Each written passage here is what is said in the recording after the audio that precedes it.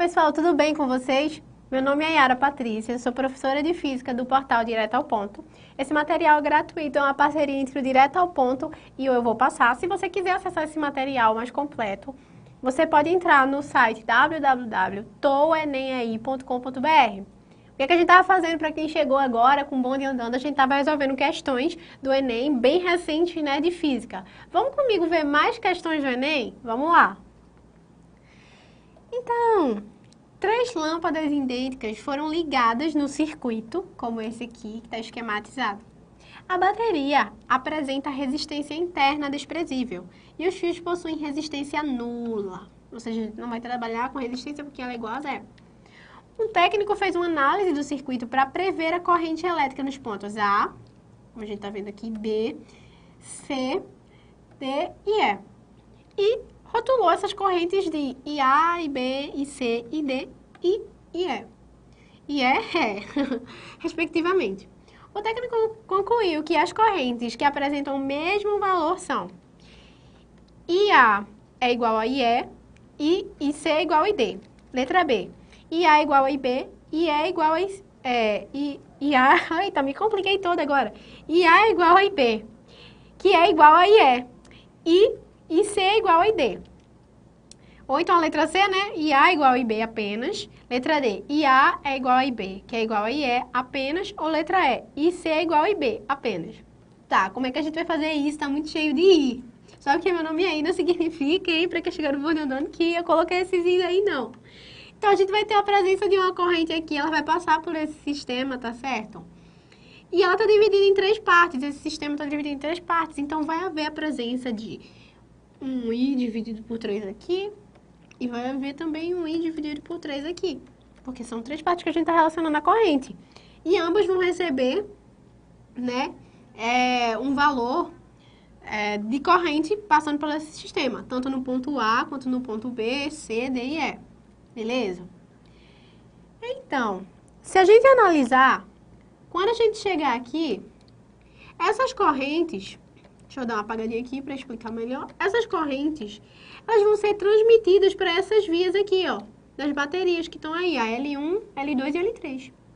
Então, essas correntes aqui, elas vão passar para o ponto C, o D vai pegar aqui também, e a gente pode perceber que depois, essa corrente vai retornar para o mesmo ponto, né? Só que um ponto inverso, porque ela está descendo agora. Então, a gente percebe que IA, analisando só esse sisteminha, não precisa nem saber muito, vai ser igual a IE.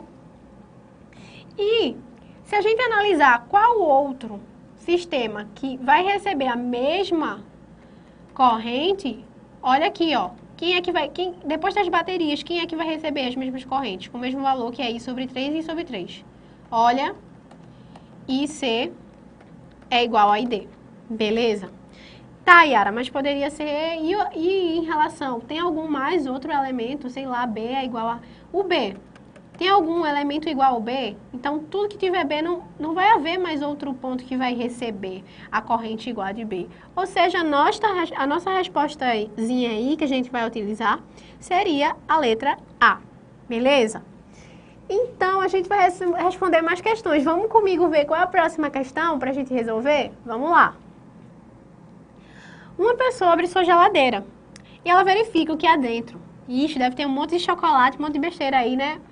Cadê a saúde? Cadê o fitness? E depois fecha a porta dessa geladeira. Eita, tava sem fome o indivíduo. Em seguida, ela tenta abrir a geladeira novamente, mas só consegue fazer isso depois de exercer uma força mais intensa do que o habitual. A dificuldade extra para reabrir a geladeira ocorre por quê? Letra A, o volume de ar dentro da geladeira diminui. Letra B, o motor da geladeira está funcionando com potência máxima. Letra C, força exercida pelo ímã fixado na porta da geladeira vai aumentar. Letra D, a pressão no interior da geladeira está abaixo da pressão externa.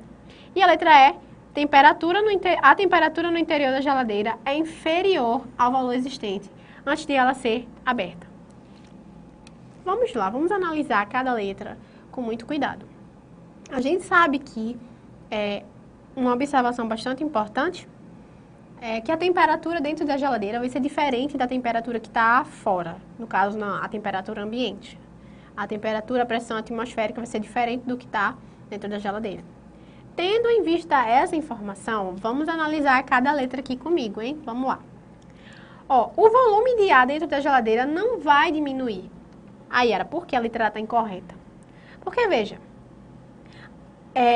em todo lugar a gente sabe, né, por senso comum, que o ar está presente em qualquer lugar, assim como a gravidade, né, na Terra. Então, o que é que vai acontecer nessa geladeira? Quando a gente abrir ela, vai entrar um volume maior do que o ar que já havia anteriormente. Só que a gente vai fechar e aquele ar vai ficar contido. Então, o volume não tem como diminuir.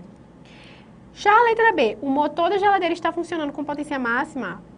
Gente, quando a geladeira estava fechada, estava funcionando com uma certa potência.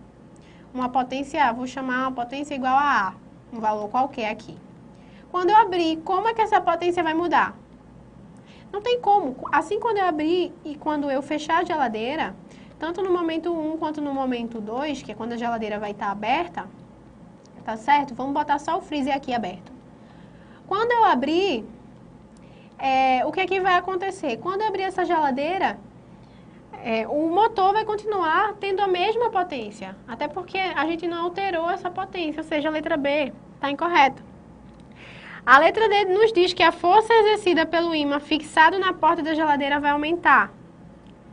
Calma. Se a pressão atmosférica ela está empurrando a geladeira quando eu abro e quando eu fecho, como é que o ímã vai fazer com que aumente, no caso, a força que eu vou exercer nessa geladeira? Se eu abrir e fechar, a força que eu vou exercer vai praticamente ser mais ou menos a mesma, se eu abrir e fechar isso aqui várias vezes. Então, esse ímã não vai alterar a quantidade de força se eu abrir esse freezer ou então a porta de baixo diversas vezes. Ela vai continuar sendo a mesma força que eu vou aplicar. Então, a letra C está incorreta. Então, nos resta a letra D e E.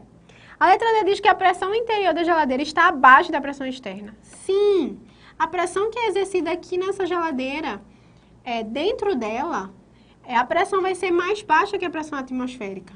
Isso nos diz o quê? Aquela história de PV NRT, para quem sabe aí, para quem não conhece essa leizinha aqui, que é a mistura de várias leis aí de Charles e outro indivíduo, se você tiver curiosidade de saber quem é, dá uma olhada lá no Direto ao Ponto, tá certo? No portal. Então, usando esse princípio, a pressão externa ela vai ser muito maior do que a pressão dentro da geladeira. A pressão dentro da geladeira é muito menor por causa da temperatura, por causa de outros fatores também que estão atuando lá na geladeira. Portanto, a nossa resposta correta é a letra D. Mas se você estiver muito curioso e quiser olhar a letra E, então vamos lá comigo. A letra E, ela nos diz que a temperatura no interior da geladeira é inferior ao valor existente antes dela ser aberta. Não tem como, a temperatura da geladeira, ela vai diminuir, obviamente, porque a temperatura da geladeira, assim quando a gente abrir, ela vai tentar entrar em equilíbrio térmico com o ambiente, mas quando a gente fechar, ela vai estabilizar, ela vai ficar gelada do mesmo jeito, até porque o motor está trabalhando lá, até que você desliga a geladeira, ele não vai parar de trabalhar, ou então se houver alguma falha no meio do caminho. Sabendo disso, não há como a temperatura no interior da geladeira ser inferior ao valor existente anteriormente, tá certo? Então, ela vai estabilizar, vai entrar em equilíbrio térmico com o ambiente, mas depois quando você fechar, ela vai estabilizar. Então, vamos ver a próxima questão? Vamos comigo lá, a gente já sabe que a letra E está errada, e a letra D é a nossa resposta. Vamos para a próxima questão. Vamos comigo. Tá, para entender os movimentos dos corpos, o senhor Galileu discutiu o movimento de uma esfera de metal em dois planos inclinados sem atritos e com a possibilidade de se alterarem os ângulos de inclinação. Ou seja, eu vou poder aumentar isso aqui, tá certo? Eu vou poder, esses ângulos aqui vamos chamar de θ e beta, que é o ângulo de subida e descida.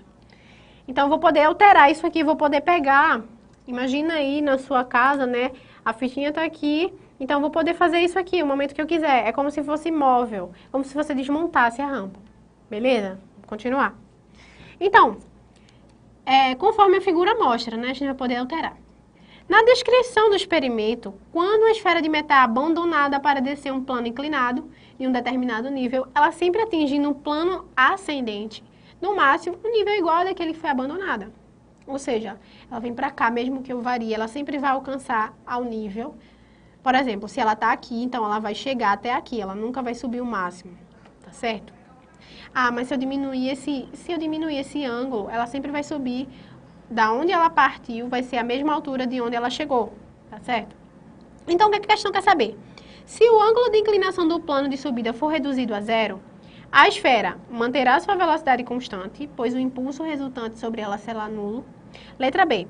Manterá sua velocidade constante, pois o impulso da descida continuará a empurrá-la. Letra C. Diminuirá gradativamente a sua velocidade, pois não haverá mais impulso para empurrá-la. Letra D. Diminuirá gradativamente a sua velocidade, pois o impulso resultante será contrário ao seu movimento. E a letra E. Aumentará gradativamente a sua velocidade, pois não haverá nenhum impulso contrário ao seu movimento. Vejam só. A gente sabe pela primeira lei de Newton, né, muito famosa, para quem não sabe, dá uma olhada lá no portal também. Ela é uma lei que nos diz o seguinte: se um corpo está em velocidade, se o corpo está em movimento, ele vai permanecer em movimento, e se ele está parado, ele vai permanecer parado. Beleza? Sabendo disso, se eu reduzir a inclinação de lá do nosso triângulozinho, como vocês podem associar, se a gente diminuir essa inclinação, o chão vai ficar plano, não é? A gente vai ter um plano reto. Vai haver ângulo? Não. Como a gente reduziu a zero, não vai haver. Então, associando essa ideia de que se a bolinha for solta e o ângulo for igual a zero, ela vai percorrer infinitamente. Ela não vai parar, por causa da primeira lei de Newton. Tá, Yara, mas em relação ao impulso. Pessoal, a equação do impulso, vamos olhar aqui na tela comigo, é dada pela força, tá bem? Vezes o tempo.